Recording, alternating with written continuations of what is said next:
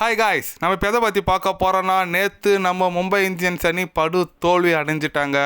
Almost play of வாய்ப்பை இழந்துட்டாங்க தாங்க சொல்லணும். நேற்று பார்த்தீங்கன்னா ஆர்ஆர் அணியும் மும்பை அணியும் களமிறங்கினாங்க. மும்பை அணி அவங்க கோட்டையில், ஜெய்ப்பூர் அவங்க கோட்டையில் களமிறங்கினாங்க. டாஸ் வென்ற ஹர்திக் பாண்டியா பேட்டிங் எடுத்தார். அவர் எதுக்கு தான் பேட்டிங் எடுத்தாருன்னு ஒன்றும் கூட யாருக்குமே புரியல. ஏன்னு கேட்டிங்கன்னா, அது பக்கா சேசிங் பிச்சுங்க. 200 அடிச்சா கூட திருப்பி அடிக்கலாம். அந்த பிச்சில் போய் இவர் ஏன் பேட்டிங் எடுத்தாருன்னு தெரியல. ஃபஸ்ட்டு தவறே அவர் அங்கே பண்ணிட்டார். அதை தொடர்ந்து நம்ம ரோஹித் சர்மாவும் இஷான் கிஷனும் ஓப்பனிங் கிளம்புறாங்க. ரோஹித் சர்மா 6 ரனில் வெளியேற்றார். Ishan Kishan duck out. சூரியகுமார் 10 ரனில் அவுட் ஆகிட்டாருங்க. யங்ஸ்டாரான திலக் வர்மா சூப்பராக ஆனார். 45 பந்துக்கு 65 ரன் கூச்சார். 5 4 3 6 சூப்பராக ஆனார். அடுத்தது நிஷால் வெஹரான்னு சொல்லிட்டு ஒரு யங்ஸ்டார், அவரும் லெஃப்ட் ஹேண்டர் தாங்க, செம்மையாக அடிச்சாருங்க. 24 பந்துக்கு 49 ரன் குவிச்சார். 3 4 4 6 அடிச்சாருங்க. மற்றபடி வேறு யாரும் ஆடல. ஹர்திக் பாண்டியா ஒரு நேரத்துக்கு இறங்குறாருன்னே தெரில. 10 பால் ஆடி 10 ரன் அடிச்சு அவுட் ஆகிட்டு போயிட்டார். ஆனால் நான் அடிப்பேன் அப்படின்னு சொல்லிட்டு ஒரு ஆட்டிடியூட் மட்டும் வச்சுன்னு சுற்றினுக்கிறாரு. உள்ளே இறங்குறாரு கிரவுண்டுக்குள்ளே. மற்றபடி யாரும் சொல்கிறதுக்கு ஆடலைங்க. அதனால் பார்த்தீங்கன்னா மும்பை அணி 179 ரன் குவிச்சாங்க. 9 விக்கெட் இழப்புக்கு.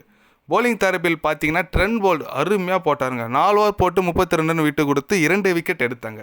சந்தீப் சர்மா, ஏன்டா என்னை இறக்க மாட்டீங்க பிளேயிங் லெவலில், என்னையா பெஞ்சில் உட்காரிக்கிறீங்கன்னு சொல்லி விக்கெட் எடுத்தாருங்க. 4 ஓவர் போட்டு 18 ரன் விட்டு கொடுத்து 5 விக்கெட் எடுத்தாருங்க. சூப்பராக போட்டார். அவரால் தான் மும்பை அணி இந்த ரன்னுக்கு கட்டுப்பட்டுன்னு சொல்லலாம். ஏன்னா 200 கிராஸ் ஆகிட்டு இருக்கும். ஆனால் டெத்தில் கொஞ்சம் அருமையாக போட்டார் சந்தீப் சர்மா. அதனால் பார்த்தீங்கன்னா 179 ரன் குவிச்சாங்க நம்ம மும்பை அணி. 180 அடித்தால் வெற்றி நிலைக்குடன் நம்ம ஜோஸ் பட்லரும் ஜெய்ஸ்வாலும் களம் இறங்கினாங்க. ஜோஸ் பட்லர் நல்லா தான் ஆடிட்டு இருந்தார். 35 ரன் அடித்து அவுட் ஆகிட்டார். பியூஷ் சாவ்லா பால் போல்ட் ஆகிட்டார். அடுத்து ஜோடி சேர்ந்த ஜெய்ஸ்வாலும் சஞ்சு சாம்சனும் சூப்பரானாங்க. ஜெய்ஸ்வால் பார்த்தீங்கன்னா 104 ரன் குவிச்சாங்க. 100 அடிச்சிட்டார் 60 பந்துக்கு. 9 4 மட்டும் 7 6. சஞ்சு சாம்சன் 28 பந்துக்கு 38 ரன் குவிச்சாருங்க. அவர் சிங்கிள் எடுத்து குத்துருந்தார். ஸ்ட்ரைக் மட்டும் ரொட்டேஷன் பண்ணி குத்துருந்தார். இவருக்கு ஜெய்ஸ்வாலுக்கு நீ அடின்னு சொல்லிட்டு நல்லா அடிச்சாருங்க. சூப்பராக அடிச்சார் ஜெய்ஸ்வால். இவங்க 2 பேரும் மேட்ச் முடிச்சிட்டாங்க.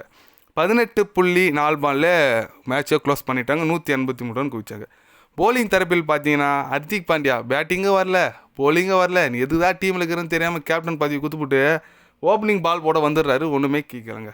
2 ஓவர் போட்டு 22 ரன் விட்டு குத்துறாரு. ஃபஸ்ட்லேயே 2 குத்துறாரு. அது அப்படியே ஈஸியாக இவங்க அப்படியே பிக்கப் பண்ணிக்கிறாங்க.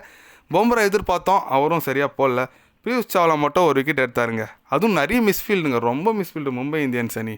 அதனால் ரொம்ப மோசமான தோல்வின்னு சொல்லலாம். இதை குறித்து ஹர்திக் பாண்டியா ஒன்று பேசினார் பாருங்க. டீமில் இருக்கிற பிளேயர் எல்லாமே அவங்க தப்பை திருத்திக்கணுமாங்க. ஏப்பா முதல்ல உங்கள் தப்பை திருத்திக்குப்பா, நீ என்னப்பா பண்ணுற டீமுக்கோசரம் மற்றவங்க மேலே பை போட்டார் ஹர்திக் பாண்டியா. ஒரு கேப்டனாக அவர் ஒன்றும் இது வரைக்கும் பண்ணல மும்பை இந்தியன்ஸ் அன்றைக்கி. இதுக்கு மேலே பண்ணுவாரான்னு டவுட் ஆகுது. அதனால் மற்றவங்க மேலே குறை சொல்கிறது ரொம்ப வருத்தமாக இருக்குங்க. ஏன்னா பேட்டியில் அப்படியே சொல்கிறாருங்க, அவங்கவுங்க பிளேயர் அவங்கவுங்க தப்பு திருத்திக்குன்னு சொல்லிட்டு. அது நீங்கள் பர்சனல் ட்ரெஸ்ஸிங் ரூமில் போய் பேசலாம். ஒரு இன்டர்வியூவில் கேட்குறாங்கன்னா இதுமாரி சொல்கிறது ரொம்ப கஷ்டமாக இருக்குது. இருந்தாலும் ஹர்திக் பாண்டியா முதல்ல அவர் தப்பு திருத்திக்கின்னு டீமில் நல்லா பண்ணார்னா ஜெயிக்கிறதுக்கு நிறைய சான்ஸ் இருக்குன்னு நான் நினைக்கிறேங்க. ஏன்டா ஒரு மும்பை இந்தியன்ஸ் அன்றைக்கி கேப்டனாக போட்டேன்னு நினச்சின்னு கண்டிப்பாக மும்பை இந்தியன்ஸ் மேனேஜ்மெண்ட்டு வருத்தப்பட்டுருப்பாங்க. கண்டிப்பாக தெரியுது. அதனால் இந்த தோல்வி குறித்து ரொம்ப மும்பை இந்தியன்ஸ் அணி மேனேஜ்மெண்ட்டும் சரி, டீமும் ரொம்ப மன உளைச்சல் இருக்காங்க. அதனால் கண்டிப்பாக இந்த வாட்டி பிளே ஆஃப்ஸு மும்பை இந்தியன்ஸ் அணி போகிறதுக்கு டவுட்டு தாங்க. எத்தனை பேர்லாம் மும்பை இந்தியன்ஸ் அணி பிளே ஆஃப்ஸுக்கு போகிறதுக்கு இன்னும் சான்ஸ் இருக்குதுன்னு நினைக்கிறீங்கன்னு சொல்லிட்டு கமெண்ட் பண்ணிட்டு போங்க. இல்லை எதனா ஒரு சேஞ்சஸ் மும்பை இந்தியன்ஸில் பண்ணால் நல்லாயிருக்கும் என்ன நினைக்கிறீங்கன்னு சொல்லிட்டு கமெண்ட் பண்ணிட்டு போங்க.